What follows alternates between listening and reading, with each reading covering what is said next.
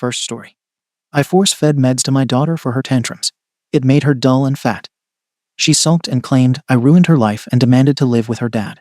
So I cut her food portions and told her dance class my daughter is fat so she won't attend from now on to build fire in her.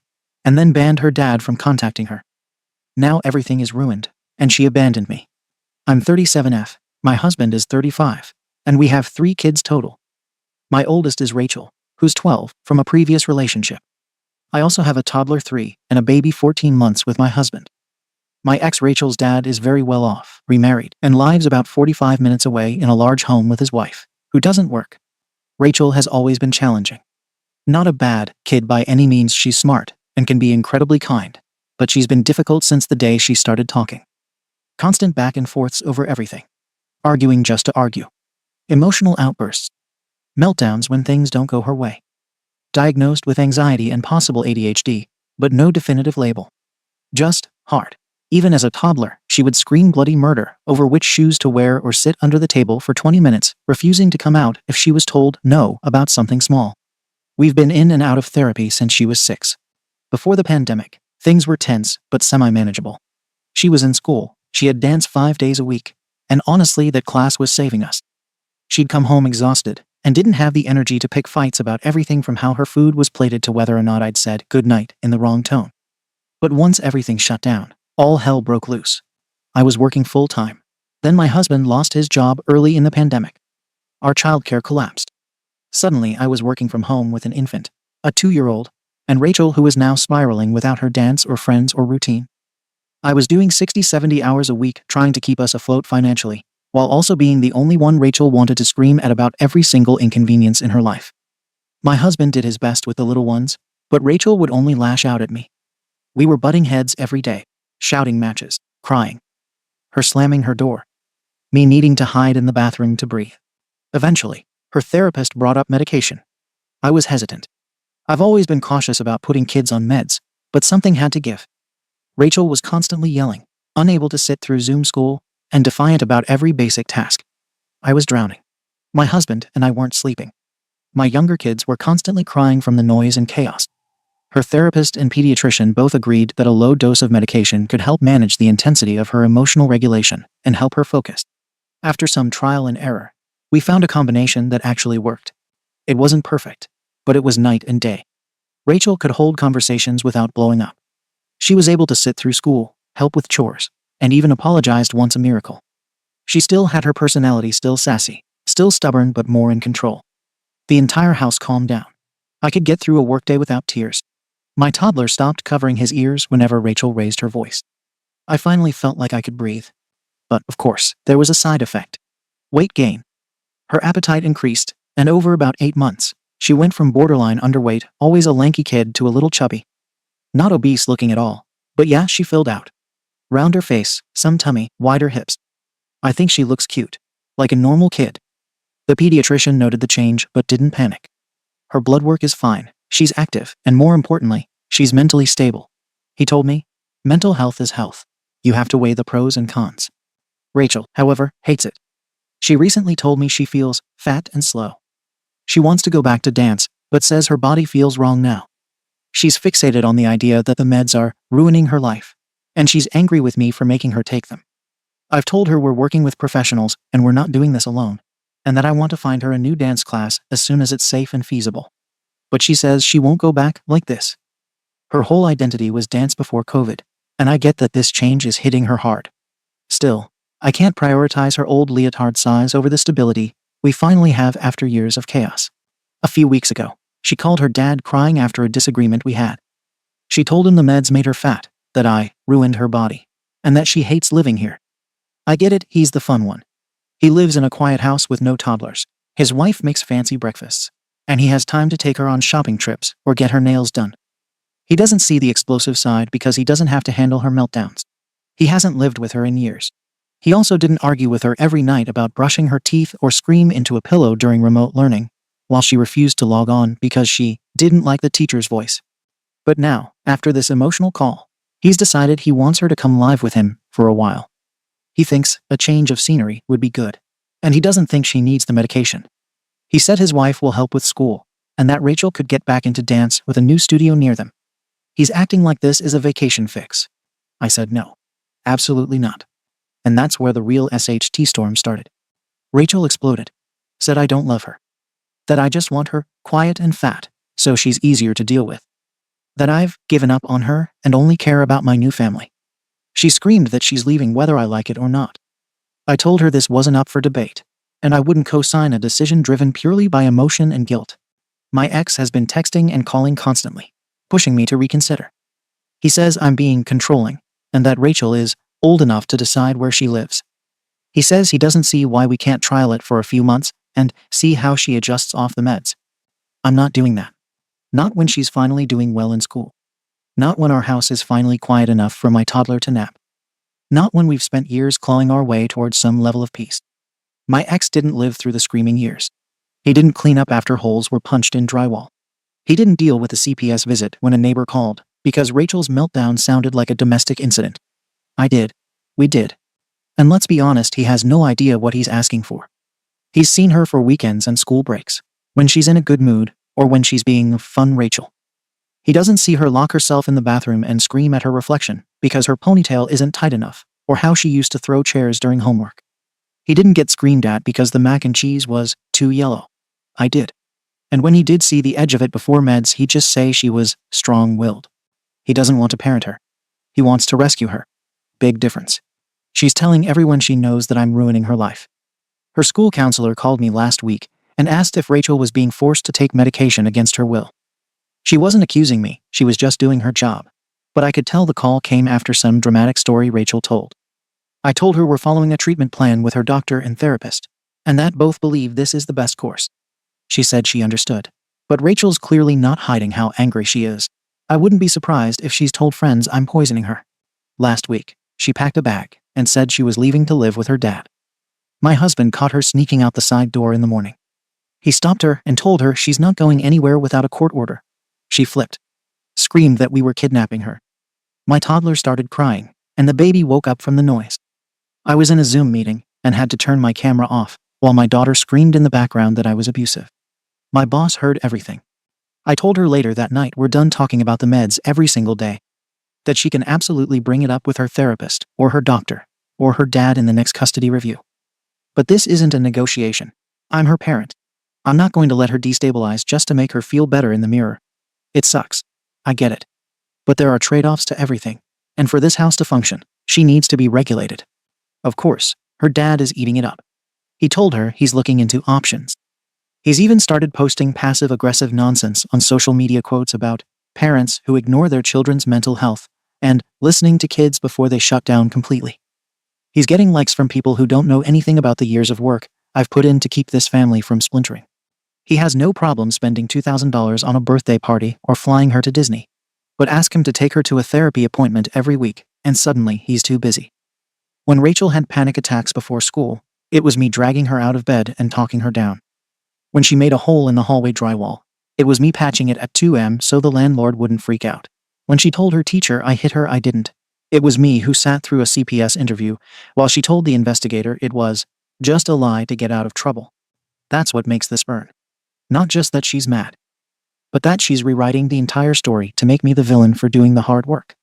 And I know how this sounds. I'm not pretending I'm perfect. I've yelled more than I should. I've said things I regret. Sometimes I snap because I've had 4 hours of sleep, and I'm working through lunch while the baby's crying in the background, and Rachel decides it's the perfect time to start a 30-minute war over the way I said, "Can you do your chores?" I've had moments I'm not proud of. But I'm doing everything I can. I'm holding this house together with duct tape and coffee. My husband tries. But Rachel has never seen him as a real authority. She barely talks to him. He's the default parent for the two littles, which is the only reason this even works at all. But when it comes to Rachel, it's always been me taking the hits.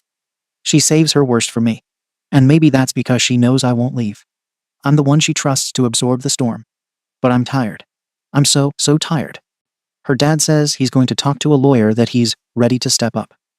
But all I see is a guy who got to check out during the hard part, and now wants to show up when it's convenient. He told me I should put myself in her shoes. I do.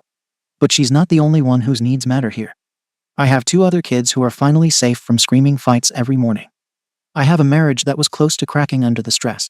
And I have a job that we rely on for food and rent. I can't throw all of that away because Rachel suddenly wants to be dancer thin again. She's 12. She can't see the full picture. I can. And I'm saying no. So now I'm the monster. She won't talk to me. My ex is on a crusade. Even my mum thinks I should just let her go live with her dad for a bit. As if that won't make things worse long term. As if that won't teach her that anytime she doesn't like something, she can just flip the board and switch houses. I'm holding the line. I know it makes me look cold.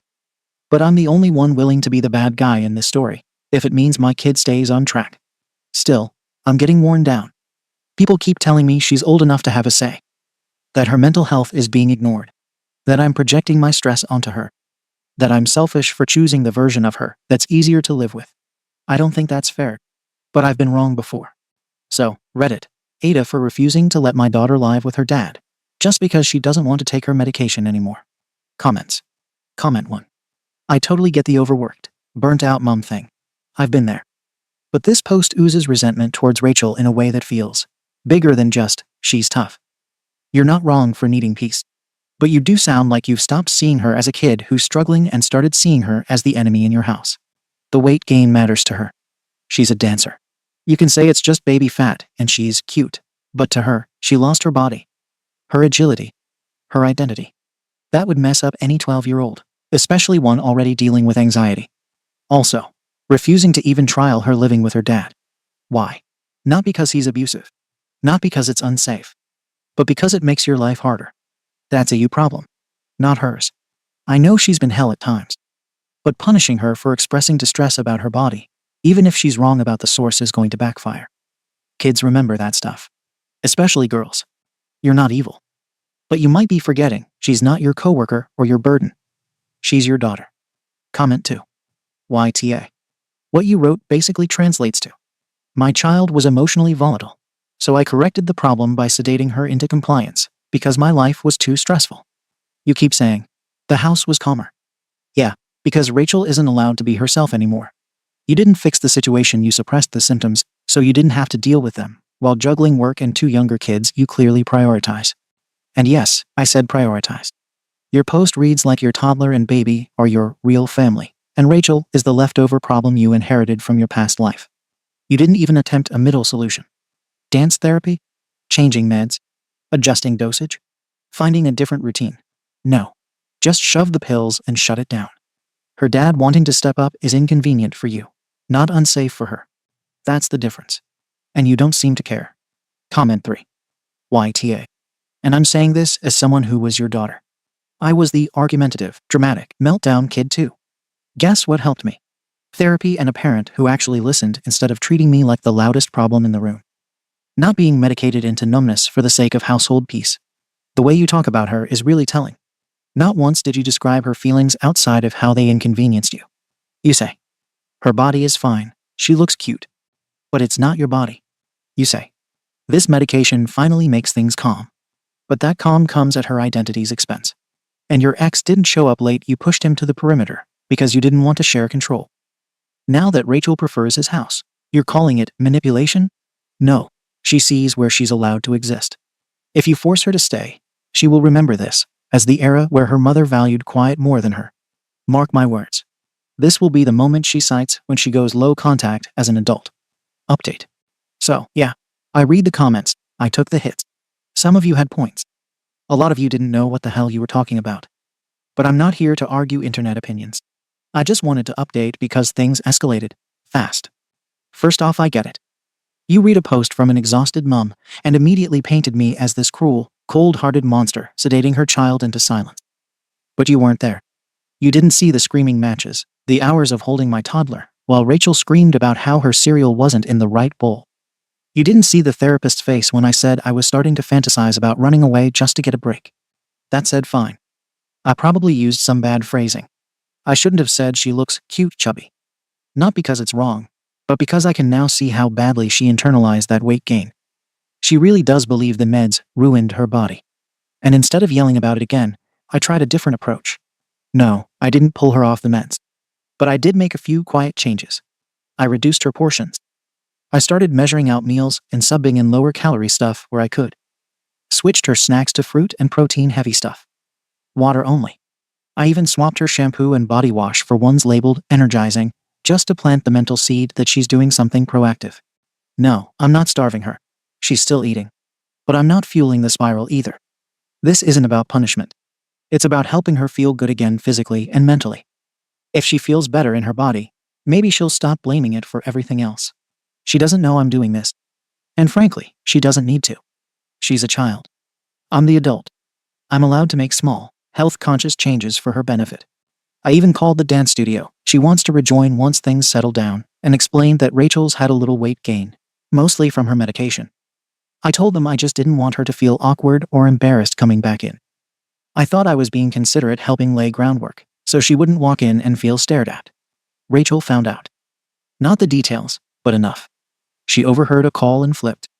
Said I was telling everyone she's fat. Told me she never wants to go back to dance now. That I ruined it. I told her. One day you'll thank me. She didn't take that well. We've had more therapy sessions, family and individual. But at this point, it feels less about support and more about me collecting receipts. I need to prove I'm not the problem here. Every time she says something extreme in session, I see the therapist nod and take notes. Good. Let the record show I'm doing the work. She told the therapist last week that she hates me. That she doesn't feel safe here. That she wants to disappear. But 5 minutes later, she's asking for screen time and laughing at TikToks. So no, I don't believe every angry thing she says. I think the meds mess with her emotional filter, and I said as much. I even told Rachel that. Probably shouldn't have, because she screamed that I'm gaslighting her. But I honestly believe half her rage is chemical, not logical. Things got worse when I started blocking video calls with her dad. He kept trying to FaceTime her during homework or bedtime, and every time she'd hang up crying or angry. I told him it was disrupting her emotional regulation, and that until she's calmer, she needs space. He told me I'm violating custody terms. I told him I'm protecting her mental health. Let him try to argue that in court. Rachel, of course, thinks I'm cutting her off. I told her, talking to him is clearly dysregulating you. Because it is. Her behavior nosedives every time he feeds her more.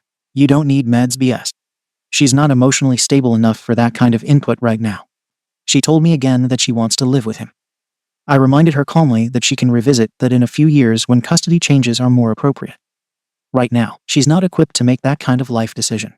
And, frankly, I'm not putting my toddler and baby through the screaming chaos that happens when she's unmedicated. Yeah, I brought them into it.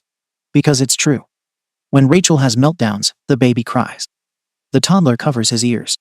Our whole house shifts into lockdown mode. I told her, your brothers deserve peace too. She didn't take it well, but I needed her to understand that this affects everyone, not just her. And then came the big one. She ran away. She left a note short, dramatic. I'm going where someone cares about me, and went straight to her dad's house. I knew immediately. She'd been texting him secretly on her school iPad. I called him. He said she was safe and staying the night. I told him to bring her back the next day, or I'd call the police. He refused. So I did. He lawyered up. CPS showed up at my door 2 days later. They interviewed me. Interviewed my husband. Checked the pantry. Spoke to the pediatrician. And ultimately, they closed the case. No action taken. I had every appointment documented, every dosage cleared, and every therapy note lined up. I'm not abusing my kid. I'm parenting her in the only way that works. Now, we're entering formal mediation. Her father wants 50-50ths. Rachel is refusing to come home. I'm not caving. I've told the court I will not stop her from visiting. But I will not relinquish primary custody for the sake of a 12-year-old's mood swing and a father's guilt complex. People can scream YTA from their keyboards all day long. But when I lay it all out, every call, every appointment, every breakdown and repair, the professionals understand. I'm not here to be liked. I'm here to keep my daughter from completely derailing her life at age 12. That's it. Comments. Comment 1. I'm going to be blunt. You're not winning this in court. Family law doesn't give a damn if you documented everything. A 12-year-old with a consistent narrative, a father willing to take her, and a therapist on record acknowledging distress. That's enough to at least get shared custody, if not a switch. Courts hate seeing one parent cut off the other. You blocked her dad's calls. Major red flag. That's textbook alienation. Judges pick up on that.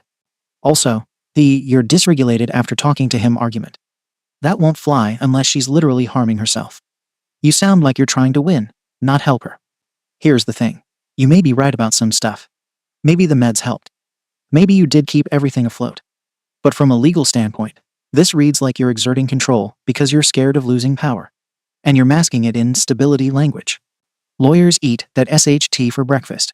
So unless you want to watch your daughter move out permanently and have your narrative torn apart, I'd suggest backing the hell off and letting the kid breathe. Comment 2. I'm reading this with my jaw on the floor because I've lived this, just not as the mom. I'm the stepmom. I'm married into a situation like this. The bio mom was you. Always justifying, always documented, always talking about what was technically allowed instead of what her kid actually needed. Everything was for the sake of order and control. And guess what? The kid cut her off at 17. Not because she was abused.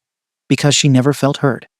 Because every time she pushed back, it was turned into your tone, or you're making your siblings upset, or you'll thank me later. You're not evil. But you're emotionally authoritarian. That's not better. You believe that just because you didn't hit her or starve her, it means you're in the clear. But emotional rigidity, control masked as stability, that SHT breaks kids. My stepdaughter's doing amazing now, but she still twitches when her mum texts. Just think about that before you pat yourself on the back for holding the house together. Comment 3. Oh, you're in for it now. Blocking the dad from calls. Covert food restriction. Calling the dance studio before your kid even steps in the door to talk about her body. Are you trying to hand over custody on a silver platter? I'm a family law attorney, and I can't tell you how often I've seen this exact case play out. Parent A becomes the default, exhausted, in charge parent. Parent B is distant, but suddenly wants to step in when the kid cries wolf. So far, so standard. But then parent A starts getting twitchy, cutting off communication, manipulating therapy, framing herself as the victim while controlling every inch of the kid's life. And then boom, custody flip. Court eats that SHT alive. Judges don't like unilateral power trips. They don't like emotional dysregulation as justification for severing parent contact. They don't like preemptive fat shaming of strangers. If the dad has decent counsel and Rachel keeps refusing to come back, you better start preparing for shared custody minimum. This isn't discipline anymore, it's coercion. And you've documented all of it. Best of luck. You'll need it. Update. I actually forgot about this account, and recently had an incident that may change people's perspective on her. If any of you remember me, I'm the one who got ganged up on for trying to help my daughter. It has been about a year since everything happened, and a lot of people probably assume I regret everything, or that I've had some big, come-to-Jesus realization. I haven't. I'm not here to apologize or rewrite anything. I'm just updating where things stand. After mediation, the court ended up granting shared physical custody. It wasn't 50-50ths immediately, but it was enough that Rachel moved in with her dad during the school week. Weekends and breaks with me. By the time the paperwork went through, she was already refusing to come back most days anyway. So in the end, I didn't lose her, she left. I'm not going to pretend I took it well. The first month I cried every day after work. I cried washing dishes. I cried folding her laundry. I couldn't bear to pack it away. I'd go into her room and sit in the dark like some pathetic ghost haunting my own house. I replayed every argument, every slammed door, every moment where I yelled instead of talking calmly. I hated myself. I thought maybe everyone online was right, and I was the villain.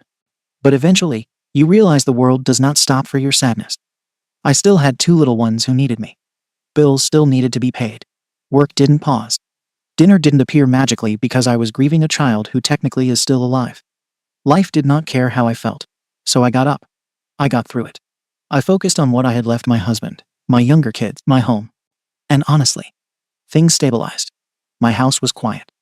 My toddler stopped flinching every time someone raised their voice. My baby slept through the night. I could cook a meal without a fight about the shape of the noodles. It felt like we could breathe again. I am not ashamed to say it was easier. My relationship with my husband improved too.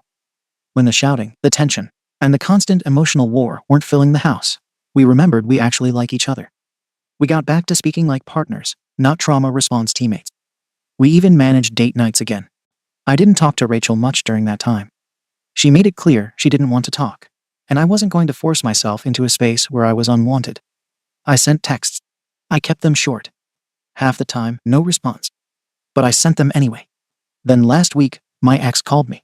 He doesn't call, unless he absolutely has to. So I knew immediately something was wrong. He told me Rachel is in the hospital. For an eating disorder. She is malnourished. Underweight. Weak. Hair falling out. Heart rate issues. The whole thing. He said she hadn't been eating. that she had control issues around food, that she had been restricting and hiding food and over-exercising. He said his wife noticed it first. He said they thought it was just teenage insecurity at first.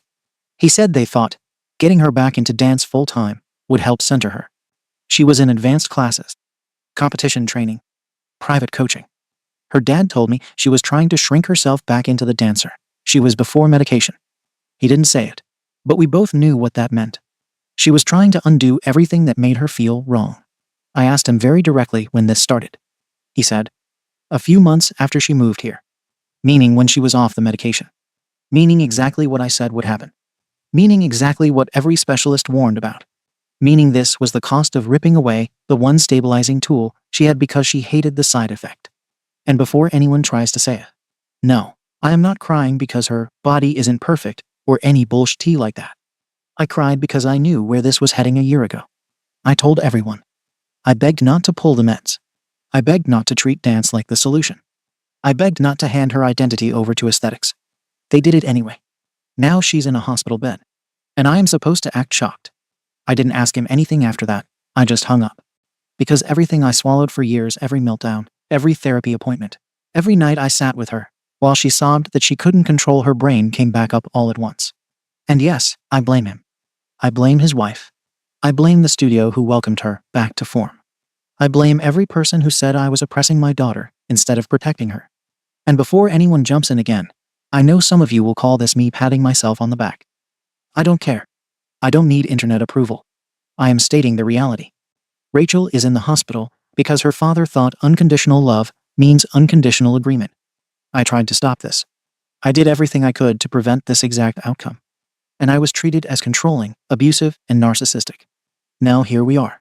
Do I want to fight for custody again? Yes. Of course I do.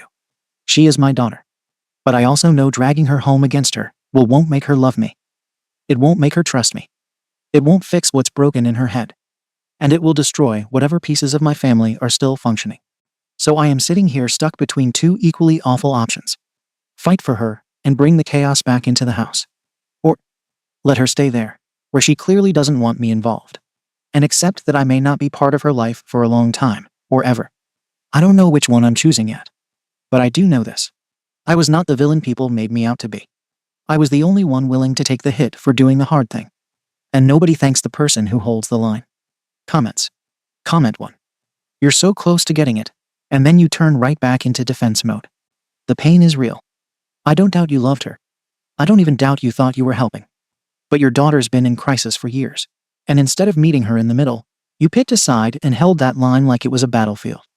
You wanted compliance, and when she finally broke under it, you blamed everyone but yourself. Here's the brutal truth. Rachel didn't just run from her dad's house into an eating disorder. She ran from both of you. From all the pressure. All the expectations. All the unrelenting noise of being treated like a problem to be solved. And now that she's shattered, you want to fight for her again. Fighting isn't the answer. Letting go might be. Not because she doesn't need you. But because she needs someone who will see her as a person first, not as a mistake that could have been avoided if only she stayed quiet and obedient. Comment 2. No one comes out of this looking good. But I'm going to say what most won't. Your ex is a smug arsehole. He coasted when she was unstable, showed up when it was convenient. And now he's acting like he's the injured party because he didn't spot the signs in time. Spare me. He weaponized her trauma against you. He undermined your authority, ignored every red flag you raised, and let his wife play bonus mum until SHT got real. Then suddenly you were supposed to fix what he helped break. I'm not excusing your control issues. But he doesn't get to throw stones from a glass guest house. He didn't raise her. He inherited her. And now that she's burning out under his roof, he's trying to pivot the narrative like you scripted this. She needs therapy. He needs accountability. You need to stop trying to win. None of this ends with a custody order. It ends when one of you starts parenting instead of performing. Second story. I never wanted children. And now I'm pregnant with a child who has Down syndrome. And I don't know how to feel about it. We knew that we were going to have a kid with Down syndrome since the 18th week or so. We had grieved and cried and came to the conclusion that we think we can do it. We read all the good parts about it and hyped it up. I never had the desire to have children, but I knew in my relationship that my partner wanted to, and so I went along with it. I figured I would end up liking it at some point. I was even excited before the baby came out and looking forward to things. But now that the baby is here, it has changed. It's been a few days, and I have been crying when I am alone. I could handle it if I knew the future was bright, and we would have a semi-normal parenthood. But not with a child with Down syndrome. It isn't all sunshine and rainbows. I know it can be rewarding, but I want a life as well. I can't shake the thought that I have to probably change diapers for a decade, and still be feeding, and making sure he doesn't hurt himself for the rest of his life. To be blunt, I really don't want to do this. I know my life is going to change, but I don't want it to change as much as it probably will. I can't do this for the rest of my life. I'm mainly venting, and I'm sorry if this is offensive or anything. I wanted to have a normal baby, and I stayed for my marriage, and now I'm not sure what to do really. I love my partner, but I also care about my life. Edit. Thank you all for your comments.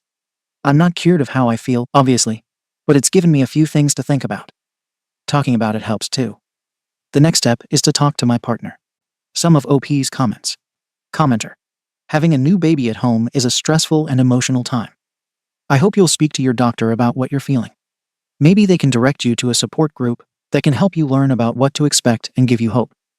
Maybe they can prescribe you something to help with your sorrow and confusion. I have good friends with a teenage daughter who has DS. She is an absolute joy and the light of their life. She wasn't who they were expecting, but they wouldn't change a single thing. She is one of the most loving and happy people I have ever met. Your life isn't over. It's just different now. OP. That's exactly what we were telling ourselves before the baby came out. It's just going to be different. But it'll be our new normal. I'm an avid gamer, and I have a lot of other things going on. But it's hard to think about myself when all I can think of is how much time and effort will go towards the baby. Thank you for the kind words. Commenter. I highly recommend connecting with other families who have kids with chromosomal abnormalities, in particular Down syndrome. There are a lot of them out there, and they likely had very similar fears to you at first. That's one good thing here. DS is significantly more common than a lot of conditions, and the community exists and can help and educate you. You're never as alone as you think you are. OP. This made me cry more. I replied to another comment saying that I didn't think the groups would help too much. But I didn't even think of the fact that there could be a parent just like me in my situation who has the same fears. I see success stories, and it does genuinely make me cry and feel hopeful. I do know I love my child deep down because I want that for him so much. It would be amazing. A slightly harder parenthood for that is worth it. I guess my fears are what happens when it goes the opposite way. Thank you so much. Commenter. You are experiencing two very difficult things at the same time. It is difficult to give birth and take care of a newborn. It is also very difficult to have a child with a disability. Both of these things can also be very isolating and lonely. I would advise you to not make any major decisions until you talk to a therapist or a psychologist. Let the dust settle. You have every right to feel sad and overwhelmed. It doesn't make you a bad mother or a bad person. OP. Thank you for the kind words. It means a lot. Commenter. You don't have to do it. You don't have to sacrifice your life and your dreams. Walking away is an option. Just wanted to make sure you hear that.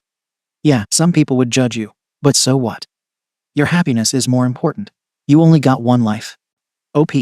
This is a different take, but thank you. I guess it is an option. It's not one I want, but I'm curious if there's anyone that has before. Commenter. Oh my friend, a few days out you'd probably be grieving the life you're giving up regardless of whether your kid had Down syndrome or not. Those first few weeks postpartum are a total mind F. And all newborn babies are always going to be very demanding. Your feelings are more complicated, obviously, because there's an additional element which is making things extra difficult, making it hard to predict the future. But as a speech-language pathologist who has worked with many kids with Down syndrome, yeah, there are probably going to be extra challenges. But on the plus side, I see their lives and their parents' lives are often so enriched by the community they build around them with others like them. It takes a village, and that village is pretty awesome to be a part of. OP. This is beautiful. And makes me hopeful. It means a lot. To a longer comment with more heart details. Wow, thank you so much. Currently has feeding issues, and heart surgery is in the future. I will definitely reach out to you if I need to. Update. Hello everyone. I have an update to my previous post. Firstly, I wanted to thank everyone for the kind words. It has been more than a year now since my baby was born. I have had time to grieve, heal, love and cherish now. My baby makes me feel things that I have never felt before in my life. After the previous post, I started to think in a different light about my situation and truly take things one day at a time. I have since learned that no matter what happens, I am grateful that things are honestly okay right now. My baby does not have major issues, besides a congenital heart defect, that affect everyday life. I wish I was told that nothing in the first couple of years actually changes. Babies with Down syndrome are still babies. They cry, they play, they eventually smile, and they are goofy and make cute noises. They are just like any other child in the world. Our baby has had appointments every single week since birth. We have a G-tube, multiple types of therapies, every kind of specialty clinic you can think of, supplemental oxygen, we don't have to use it anymore, and many more things. What has surprised me the most is that I am able to handle these things. I am able to tape a tube on my baby's face and monitor him all night until I sleep. I am able to provide the medications needed, have feeds made and pumped, and arrive at appointments on time 4 times a week. New things are added left and right that we have to track and understand. We have tracked sleep schedules and poops, and many more since birth lol. It seems impossible, but we make it work. I don't think our family even knows the extent that we go through to provide the proper care to our baby. It's truly incredible, and it's second nature now. I want to reassure the people who may have seen the original post that I have not gone anywhere, and I will not go anywhere. My baby is my entire world. The excitement I feel whenever a milestone is met may almost be the best feeling in the world. I am so proud and honored to be a parent to a baby with Down syndrome. I am also the cause of the Down syndrome, as I am missing a chromosome. I understand that there are many more challenges, and a heart surgery is right around the corner for us. But I know that I will be able to handle anything. Thank you again for all of the kind and encouraging words a year ago. It did truly help me. I was so scared, but my fear now is not how will I be able to enjoy life, but rather that I hope my baby can enjoy life as much as me. Take care, and I wish everyone a very happy Halloween. Comments. Comment 1. I don't have a great memory, but oddly enough I do remember seeing your post. This is the best update, and I am so happy for you all. I'm glad you have each other, and I wish you happiness and health in your life together. OP. I'm glad you remember lol. Thank you so much. Comment 2. I'm really glad your baby is growing well and receiving good health care. An open heart surgery is so scary, and I'm glad you are all in to support and love this little one. Being a new parent is so scary with all the things you can't control, and this takes it to another level. I hope you have a lot of support, care and ways to take care of yourself as you take care of your little one. OP. The support we have is amazing. I am very grateful. Thankfully we get a lot of alone time at night, thanks to his absolutely perfect sleeping schedule lol. Comment 3. I recently had a speaker in one of my classes talk about her experiences finding out her daughter would have Down syndrome and raising her daughter so far. Perhaps her book, I Don't Do Disability and Other Lies I've Told Myself, would be of interest to you. In her talk, she discussed facing a lot of the fears you seem to have had, and how she has learned to face her own and others' ableism. Wishing you and your family well. OP. I am interested in that. I will search for it. Thank you so much. I wish you well too. Comment 4. Congratulations. I hope you're proud of yourself and your family. Sounds like you've all come a long way. I have a 5-year-old with DS. He's an absolute joy and the most popular kid in school. I still worry about what his future will be, and at least for me the grief of raising a kid with a disability never really goes away. But so far, he's had an incredibly happy and full life. Best of luck to you. OP. That's so adorable. I haven't stopped worrying about the future either. I truly hope life is not cruel to my baby. Best of luck to you as well. And maybe one day my baby and I can meet children just like yours. Thank you for watching the video. If you are interested in listening to these kinds of stories, we've got more in store for you. Simply subscribe to our channel, hit the like button, and share it with your friends.